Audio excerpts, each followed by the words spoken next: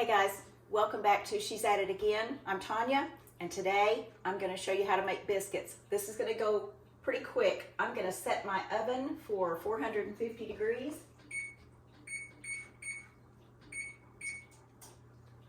So that's a hot oven. We have some of our stuff in the freezer right now, so just know that you need to prepare ahead of time. You can't just use room temperature ingredients in here. So we're going to start out with 2 cups of all-purpose flour. I've measured it out in that bowl. And I'm tethered with this microphone to another camera. I am famous for just walking across the room and pulling the camera off, so I'm trying to get all my ingredients out here, but I just remembered I forgot to get extra flour to roll it out with, so I'll have to cut the camera at that point. So 2 cups of all-purpose flour. We're going to put it in a large mixing bowl. A tablespoon of baking powder. Again, we're using baking powder that doesn't have aluminum in it. Just want to be cautious.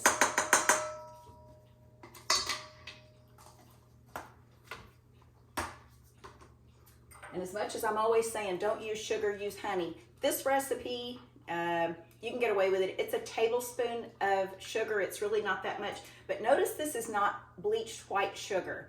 There's a reason it's called bleached white, because it is actually bleached. And it's not a good process that's actually good for your body. So try to find a raw sugar that's unbleached. There's a brand on the market. It comes in a clear plastic bag with green writing on it. I believe the name of it is Zulka. But it's non-GMO, which is really important as well. But this is unbleached sugar. So a tablespoon of that. We're going to use a half a teaspoon of cream of tartar. This is one of those ingredients you don't see a lot, but it really does serve a good purpose in this. 1/4 of a teaspoon of salt.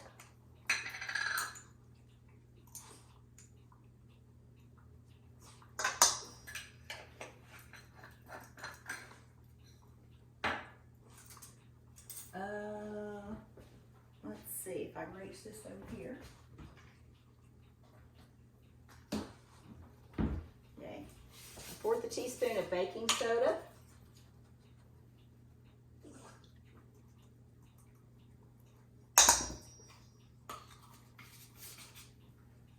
And because these are buttermilk biscuits, the baking soda is real important. It gives it that bubbly activation, the acid and the alkaline together, and it's going to make them rise really pretty, so that's important.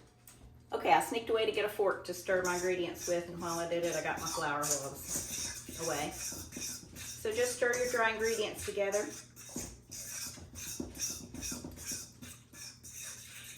And now comes the part where you may or may not have seen this technique before, but I'm telling you, it's a game changer.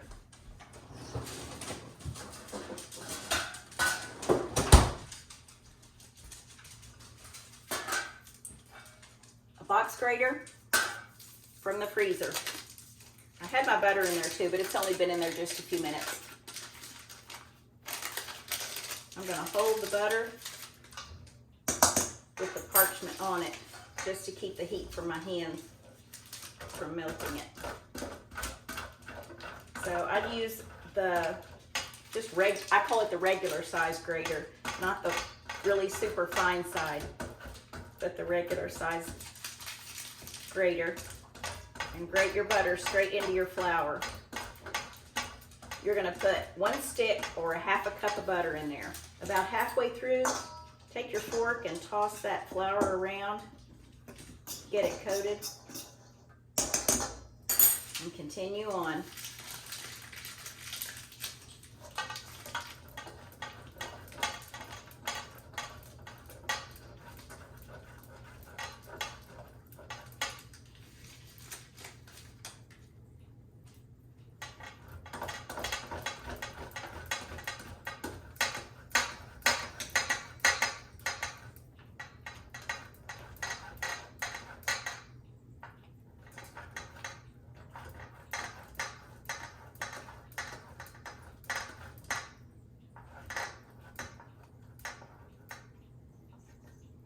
Sometimes if you get a little bit of flour on the stick of butter, it actually helps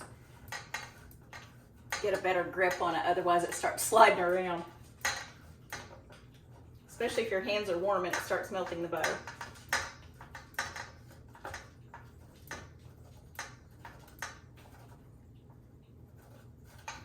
Get all of it grated in there. Clean it off your box grater as best you can. If you don't have a clean countertop, make sure you do clean a part of it or get a large cutting board. We're going to roll these out, and it's not going to take up a lot of space, but you will need a clean surface.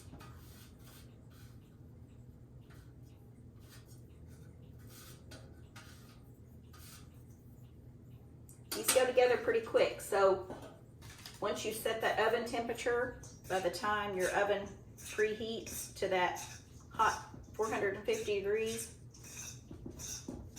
you should pretty much have all of it put together.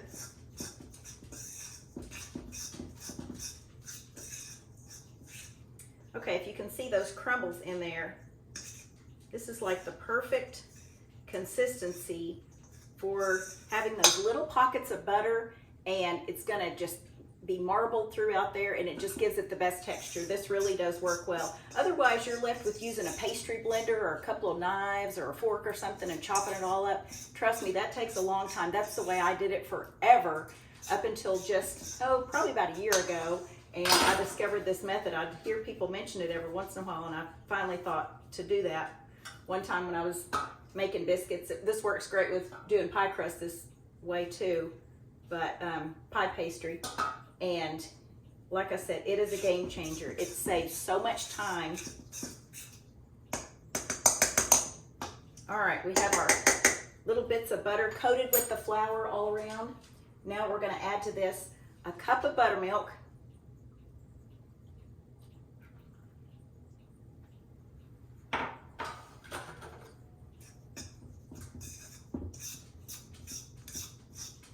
You're just gonna kind of toss it around until it gets moist throughout. And although, if you're not familiar with making biscuits, you're probably gonna think to yourself, that's not enough liquid.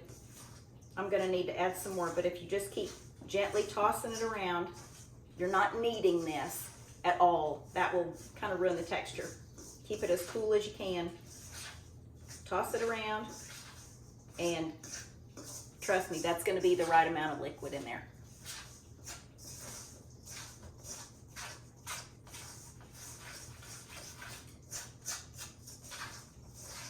We are having overnight guests arrive at our house late tonight, and they won't be having dinner with us, but they will be getting up in the morning and having breakfast before they have to be off somewhere to visit the university in our town in the morning. So I want to make sure they have something for breakfast, so I'll be cooking sausage and making sausage biscuits for them, so they'll be hot and ready to either take with them or eat while they're here before they leave.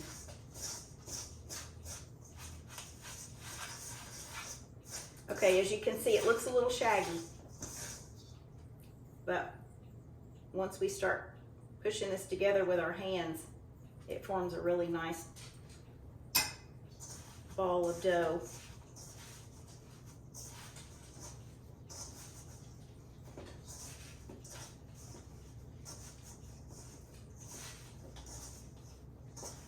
And again, you're not kneading it, you're just kind of pushing it together to make sure the pieces stick together.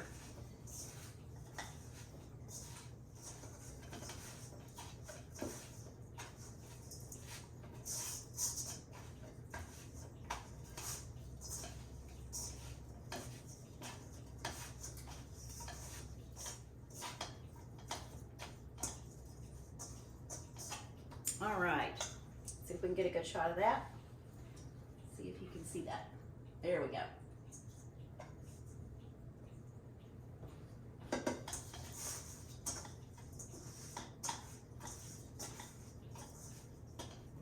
All right, I'm going to sprinkle a little bit of flour on the countertop, not too much, because we really don't need more flour in the dough.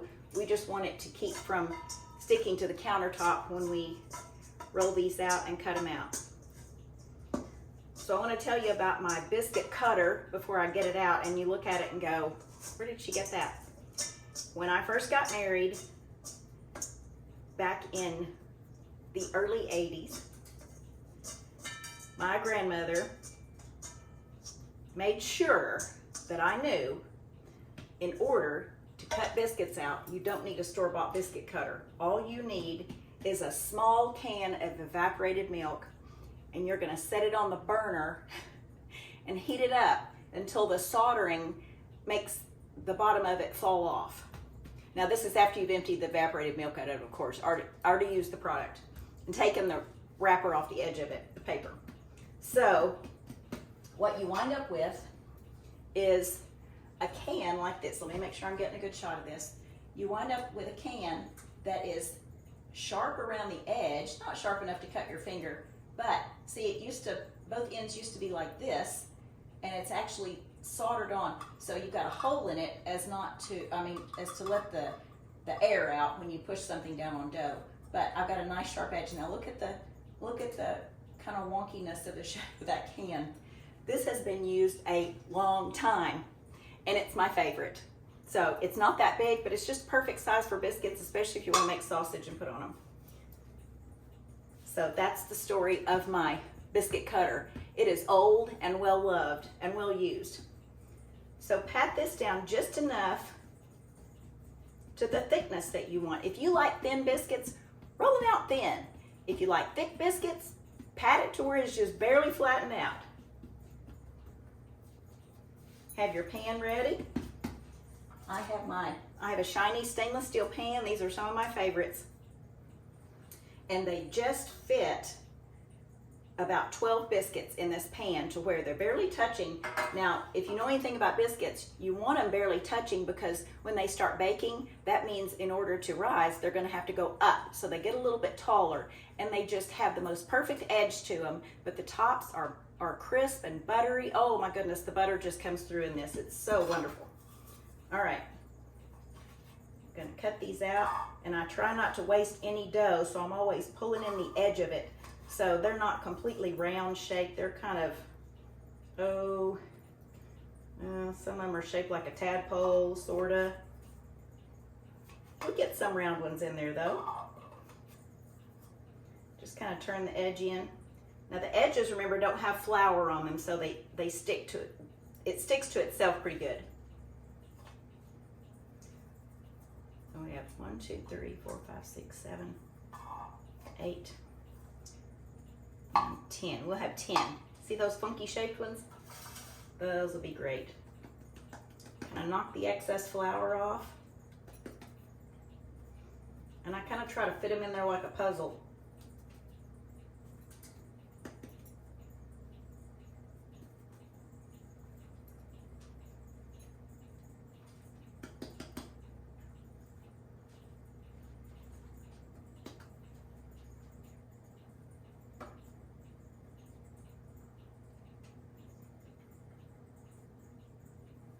There, how's that?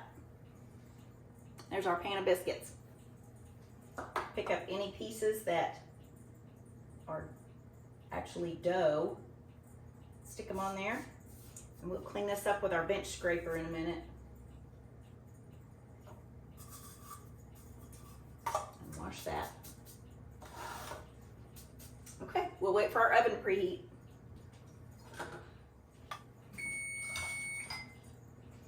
Okay, our oven just sounded. It's ready to put the biscuits in. It's up to 450 degrees, so we'll pop these in the oven.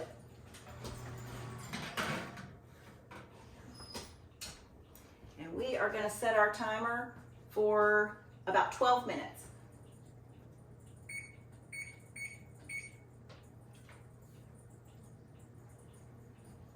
And while we're waiting on those to cook, I'll go wash some dishes, get my countertop cleaned off, and I'll see you back here in just a minute. Okay, timer's going off. Our biscuits are done.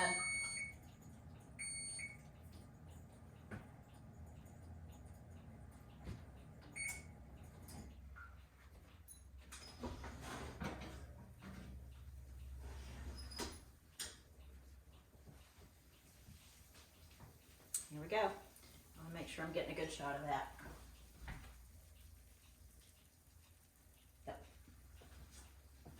Okay, you can still see the butter sizzling on these.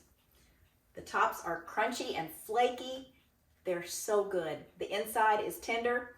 Once you try these, if you're not from the South, you're going to see what all the hoo-hoo is about, because these biscuits are what Southern cooking is pretty much based around. Not really, but we do love our biscuits. Whether it's gravy on the top, sausage in the middle, chocolate gravy on the top, biscuits go with just a lot of things. Leftover biscuits are great just to throw something in between, and that's your sandwich for the next day. Thanks for watching, and send me a picture of your biscuits. When you comment, send a picture of those biscuits. I want to see what you're doing out there. I want to see if somebody makes them for the first time and just nails it. I want you to get as passionate about this as I am. Not necessarily just about biscuits, but about cooking in general, knowing you can make things from scratch. And it's just so possible. It's not impossible. It's not hard to do. If I can do it, you can do it. I'm hoping that you try this and you enjoy it. Thanks for watching, and I look forward to sharing something with you again soon.